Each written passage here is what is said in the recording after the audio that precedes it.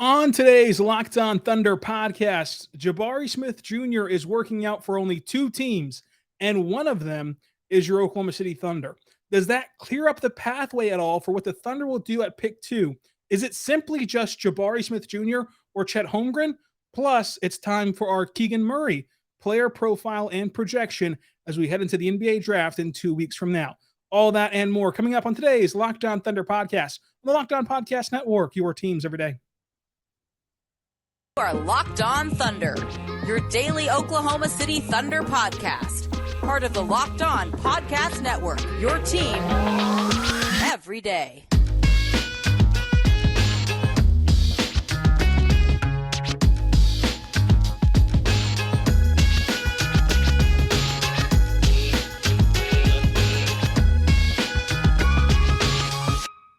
Let's get it going on the Locked On Thunder podcast on the Locked On Podcast Network, your teams every day. I'm your host, Rylan Stiles. You can follow me on Twitter at Rylan_Stiles. Follow the show on Twitter at LOThunderPod. Email the show, LOThunderPod@gmail.com. On today's show, we have another 2022 NBA draft profile giving you all you need to know about a possible Thunder prospect. Today's prospect is Keegan Murray. But before we do that, let's talk about Jabari Smith Jr., who had a workout and a interview session with the Orlando Magic. So Jabari Smith Jr., he goes to Orlando today. He works out for the Magic, and the Magic made his workout available to the public and then made him available to the media. And so here's what he had to say at his Orlando Magic media availability following his workout with the Magic.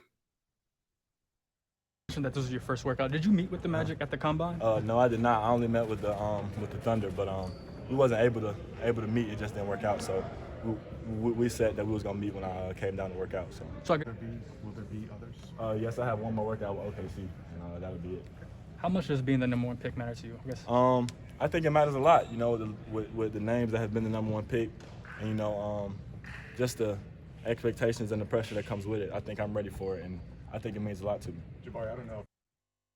That audio courtesy, of course, of the Orlando Magic media availability with Jabari Smith Jr. And a huge shout out to our good friend, host of Locked On Magic, Philip Rockman-Wright, who got that video, sent it over to me, and he was, of course, there covering the Magic. So in that audio clip that you just heard, very interesting things came out of it. Number one, he's only going to work out with OKC and the Magic. That's a huge deal.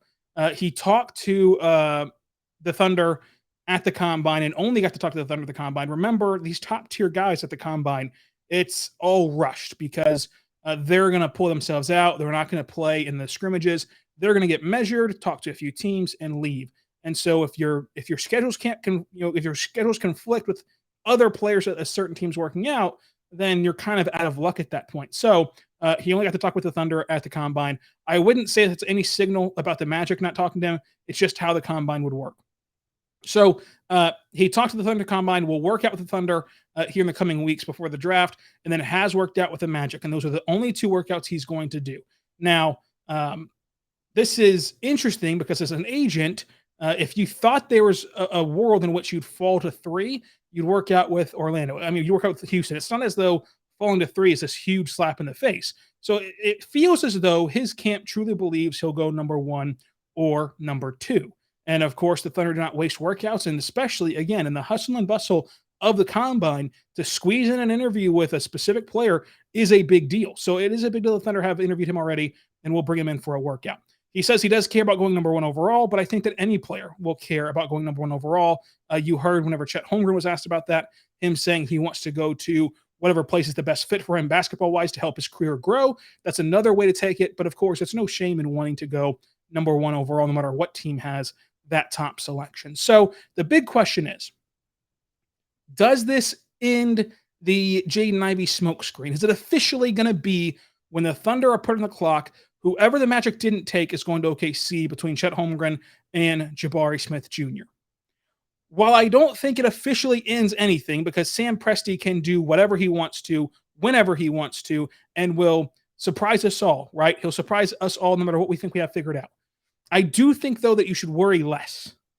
Shouldn't completely and totally rule it out, but it should go. If you've been concerned about the Thunder breaking the mold and breaking consensus and going away from the top 3, let's say that your concern level was at a 5 out of 10. That should go all the way down to 1.5 at the most. I personally feel kind of more comfortable with the scenario now, to where I've been saying this whole time, I'd bet that it's one of the big 3. Now I feel like that bet got even better, so to say, even more affirmed. Again, not to dismiss Jaden Ivey, not to dismiss Paolo Banchero, but it feels as though if Jabari Smith Jr.'s camp is only working out with OKC and Orlando, it feels as though this is heading in a direction to where the Magic and Thunder will pick between Chet Holmgren and Jabari Smith Jr., and whoever they don't pick, the other one goes to the other place, right? So if the Magic pick Chet, OKC goes Jabari. If the Magic pick Jabari, OKC goes Chet. That's what it feels like. Of course, things can change. We're still 14 days out of the NBA Combine, but that's where we stand right now. But again, a refresher on how workouts work. While the Thunder do not throw away workouts and do not waste them, they are going to work out and touch base with many, if not all, players who are in the NBA draft. And so you'll see, these workouts happen from now up until draft day. Like, I believe that screenshot, which we found out about Aaron Wiggins's workout with OKC via his Instagram, because of course he was good friends with Jalen Horde. And so he was in OKC at the time and they had dinner and everything. That's how we found out that Wiggins was in OKC last year. I believe that screenshot happened, if I'm not mistaken, like 2 days before the draft. This stuff will carry through until it's time to go on the clock if you're OKC. So that's how they can get through so many workouts. But again, the Thunder do not take these workouts lightly. It doesn't really mean anything, but it is interesting that Jabari Smith Jr. and his agency, right, because these guys are very much coached up on what to say. And this is kind of his first time being available to the media since the lottery, since solidifying himself as a top 3, top 1 guy, with all the projections of him going number 1. He's been coached up on what to say. And for his camp to feel comfortable letting out there that he's only working out with OKC and Orlando and making it sound like he only wants to work out with OKC and Orlando, then it feels like he's gotten pretty good assurance it's going to be one of those 2 teams. Whoever, if it's Orlando, if it's OKC, whatever, he's not going to go past 2. Because if you felt that there was any chance at all you're going to go past 2, I think you'd at least want to have a foundation with Houston. I can't see him falling past Houston. Having a foundation with Houston. Having a foundation with the entire top 3. But he must feel as though it's a safe bet to not do that. How realistic is that? Who knows? But again, this did significantly reduce my quote-unquote worry that the Thunder would break the mold of out of the big 3. It might not be Jabari, it might be Paolo, but I just feel like now we're getting a clear picture of this is going to be a top 3 guy, a consensus top 3 guy of either Chet or Jabari or Paolo, and likely Chet or Jabari. But so far, here's the Thunder workout list in case you forgot. I want a refresher, and we have added some names to it. Jordan Goldwire, Keon Ellis twice. That's a big deal that he's been with a workout twice in OKC. Tyson Jolly, Davion Warren, Lester Quinones, Isaiah Wong, and Drew Timme both worked out with OKC, but both went back to school. So they're back in school now. Bryce McGowan's, Kendall Brown, Malachi Branham, Patrick Baldwin Jr., Jeremy Sohan, Thierry Eason, and Ty Washington. There's 2 names I can't reveal, but then also add in there Jabari Smith Jr. and Jaden Hardy. One of those names is going to be a guy who goes top 12. Another guy is going to be a second-round guy. So those are the 2 names I can't reveal, kind of a tidbit for you. But that's who the Thunder have worked out so far that we know of. So here's the deal. Orlando, Indiana, Washington, Charlotte, Portland, those teams have pre-draft workouts, and they make those prospects available to their media, and they tell the media who they're working out. Washington sends out the day before who's all coming in tomorrow. Everyone from big name guys who are top of the draft board to guys that aren't even on big boards. If you look at big boards that have 100 players deep, it's like 150th guys, right, that aren't on big boards at all. So Washington gives every little detail. Of course, Orlando, you just saw, made Jabari Smith Jr., the potential number 1 overall pick in the draft, available to the media. The Thunder don't make any players available and also do not tell us who they're working out. And I think that the Thunder strategy is the better way to go. I think that that's a much smarter way to go for your organization. Of course, content-wise, you love what Charlotte's doing. But in terms of basketball, getting an edge, finding kind of the margins of how small market teams can still have an edge, I personally like what the Thunder are doing. But to clear up any confusion, the names I just rattled off for you, those are just who we know. That's not the complete and total list. They've worked out more than 18 guys. We just don't know who they are because we get this information from players themselves, from agents, from scouts, whoever, and we just haven't gotten all the names yet because the team is not releasing them the way that other teams are. So they have worked out more than 18 guys. Do not worry about that. And again, workouts don't mean much of anything, but I did find it interesting, again, that Jabari Smith Jr.'s camp would allow this to come out. He's only working out with 2 teams. But coming up, let's dive into Keegan Murray's NBA draft profile and projection, giving you all you need to know about a possible Thunder prospect. But first, let's say right now, our good friends over at rockauto.com. Rockauto.com is a family-owned business serving you auto parts online for 20 years. That's right, 20 years ago, you could have been going to rockauto.com and finding all the parts that your car would ever need. And I want to tell you that at rockauto.com, it is a safe place to go. Because for me, I know nothing about cars. And I don't have to know anything about cars. Listen, if I go into a auto parts store right now down the road, I walk in there, they see me, they know I'm a sucker. They know they can sell me windshield wipers for $50. But at rockauto.com, I'm behind a screen. I'm in my house.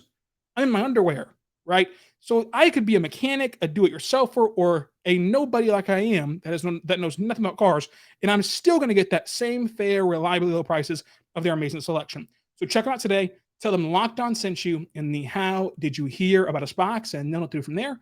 Go to rockauto.com. Amazing selection, reliably low prices.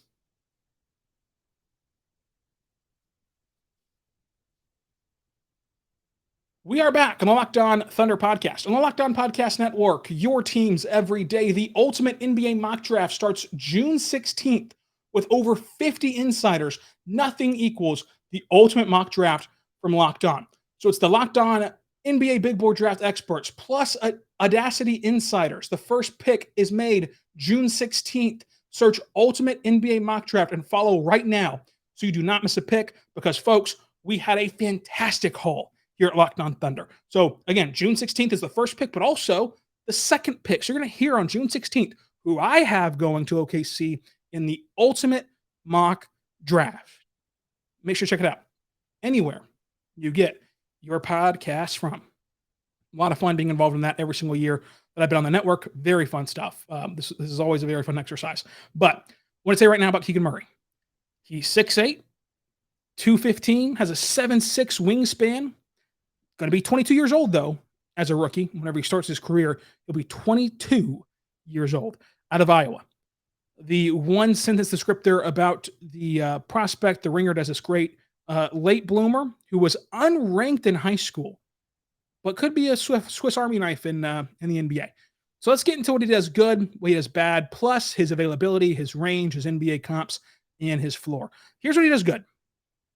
He's a fantastic switchable defender who can go on the perimeter, who can go down low around the rim, and play hard-nosed defense. I liked his physicality in college. There's question marks about how it's going to translate to the NBA, of course. But I liked his physicality in college. I like that he can switch. I think that in most matchups, he can switch 1 through 5. Of course, there's bruisers, there's outliers, there's matchups where you can't do that. Is he going to guard Embiid? No, but who is? Is he going to guard Jokic? No, but who is? Right? But for the most part, you're playing Dwight Powell, he can switch 1 through 5. So that's kind of where Keegan Murray thrives, is as a defender. He's a really good scorer in the pick and roll, in the pick and pop, and this is where Josh Giddey, excellent playmaker, has that floater, right? Pick and roll with Murray, where Murray has this wingspan, this catch radius of Giddey just has to get it close to him, and he's a lob threat now. You saw the lob plays he ran at Iowa. You can easily see that working with Josh Giddey. Okay, and then pick and pop. He has a jump shot that you like.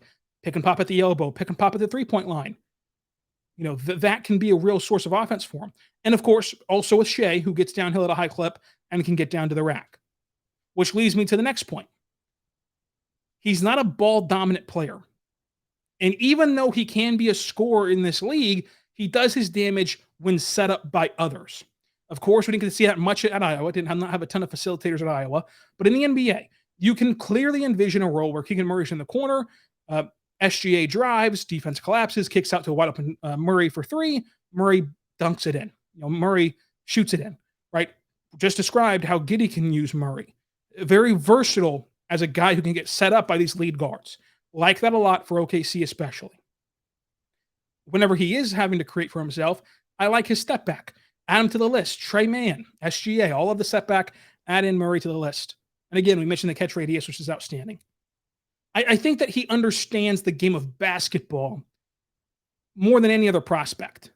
I think he just understands where he needs to be. He can see plays almost before they happen. He knows if my guy shays up to the break to the three-point line, I need to cut back door. He knows if the ball swings over here, I need to rotate, and he knows when to rotate. He knows when to play the passing lanes. He knows when he can gamble and when he can recover. And whenever he's playing a guy, you can't get away with that, and he just doesn't do it. He's very disciplined. He understands what to do. He's a very NBA ready-made player to make an impact in the league, which is, of course, obvious at his age of 22. I think that he rarely ever gets lost. I think that he keeps your offense in rhythm. While he will not be a playmaker, while he will not be a lead ball guy, he'll keep you in rhythm. He'll keep you in the flow. Shot 38% from three this last season, 8 rebounds, 2 blocks per game, 23 points per game as well. Here's the weaknesses. Number one, he's a 22-year-old who climbed from unranked to a top 10, top 5 NBA draft prospect. How much more can you squeeze out of him? If you envision Keegan Murray's potential as an orange, you squeeze an orange, get orange juice out of it. How much juice is left in that orange? If he's already climbed from unranked in high school to now a top 10, top 5 NBA draft prospect, what more is there to go to for him? What is the next step for him? How can he get to that next step for him? Of course, as I mentioned before, how does he adjust to night in, night out, playing tough NBA competition and physical NBA competition? Because he could out physical almost anybody in the Big Ten. I mean, he could out physical most of his matchups, if not all of them. You got to bring that intensity for 82 games in the NBA. Plus, on the other side, you've got just as physical, demanding opponents. And then, of course, one weakness is the sporadic shooting. His sample size as a shooter, poor last year. Then this year, he shoots 38%. He does shoot above 70% the free throw line, which, of course, gives you some tell that he has some sort of shooting touch. So that should bode well for him. But again, it's not as though we can just lock in that 38% number and run with it. I still want to see him duplicate it, but it is a good sign so far. His availability, where is he going in these mocks and these big boards, everything else? So the Ringer has him at 8. ESPN has him at 5. The Athletic has him at 5. Bleacher Report has him at 8. CBS has him at 5. NBC has him at 6. And Tankathon has him at 5 with DraftNet at 5. I have him at 6. And then Mavs Draft also has him at 6. So that's where he's kind of available at in these range. The ceiling and the floor of Keegan Murray. His ceiling is a perfect modern-day defender that is a third scoring option on a championship-level team. That is very good value. However, his floor is just a highly valuable and versatile defender who's average at best offensively. His NBA comps, which I don't like to get into, but I do think that KOC of the Ringer does a really good job with him. KOC says he has shades of Al Horford, shades of Pascal Siakam, and shades of TJ Warren. Again, good value. Coming up, though, let's talk about how he fits specifically with the Oklahoma City Thunder and how he can fit in Bricktown and how they could or could not acquire him via the draft. But first, I want to say right now about our good friends over at Built Bar. Built Bar is a fantastic protein bar that tastes just like a candy bar. Go to BuiltBar.com. Use the promo code LOCK15. Get 15% off of your next order. Make sure you check them out today. My favorite part about RockAuto.com is, of course, I don't know about cars. My favorite part about BuiltBar.com is that they have these amazing protein bars that taste just like a candy bar. They're great pre-workout or post-workout or even as a meal replacement or a snack. You need to check them out today. Go to the website and find their caramel brownie option, find their birthday cake puff option, find everything at Built.com. Promo code LOCK15, 15% off of your next order. Built.com. Promo code LOCK15, 15% off of your next order.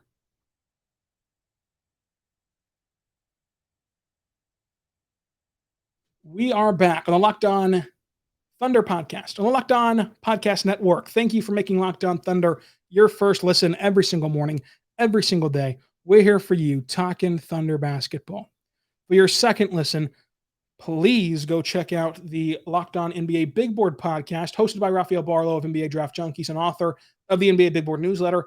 Joined, of course, by our good friend Mavs Draft on Twitter. Richard Stamen is his name, Sam Ferris and Leaf Fennell.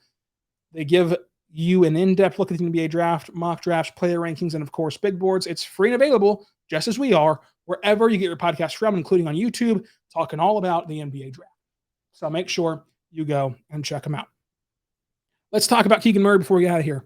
And Keegan Murray out of Iowa is a very interesting prospect. We went through where he's kind of ranged at, anywhere from 8 to 5. Doesn't really sound like the Thunder range, obviously, but let's talk about how he fits in OKC and then how they can get him or how they can't get him. His future role is a starter right away. I think that he'd be a starter for OKC day one.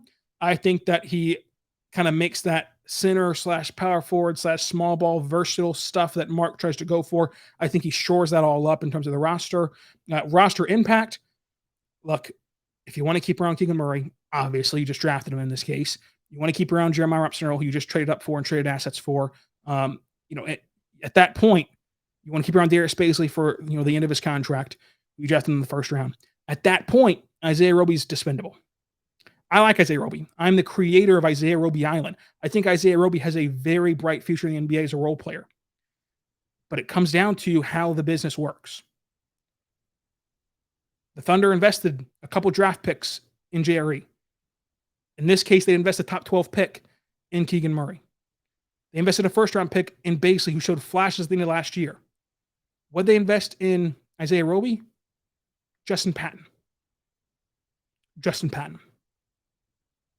So you see how he gets pushed on the pecking order. And then, just as a pure basketball player, his role is pretty redundant with that of Keegan Murray and Jeremiah Robinson-Earl. So that's where you see him get phased out of OKC in terms of the roster impact if you draft Keegan Murray. So here's where the Thunder should take him. If he starts to fall down draft boards, if Keegan Murray makes it to that pick 8, pick 9, pick 10 range, and we see a surprise flyer, well, at that point, I think it's worth giving up 12 plus something to go up and get Keegan Murray. I think he's that kind of player. I think he's that kind of talent. Why the Thunder shouldn't take him is if that he's going to be off the board at 5. There's no point to give up as much as you need to give up to get to 5. Now to get to 8, 9, 10, that's more realistic. That's easier than getting all the way up to 5 with Detroit. So you just kind of wave the white flag and say, yep, you got a good player, but we're not going to go up and get him for that price point. And again, I don't think that Detroit would move the 5th overall pick anyway. But if he slips down to 8 with New Orleans or 9, 10 with Washington and with San Antonio and Washington, then he's that of a player to where you swap him your pick at 12 plus give up an additional asset. That's kind of where I'm at with Keegan Murray. I think that it's not likely he'll be in OKC, but if Sam Presti pulls off some sort of hijinks on draft night, then this would be a really good pick for OKC. I think he fits in really well with the Thunder. So until tomorrow, be good and be good to one another. This has been the Locked On Thunder podcast on the Locked On Podcast Network, your teams every day.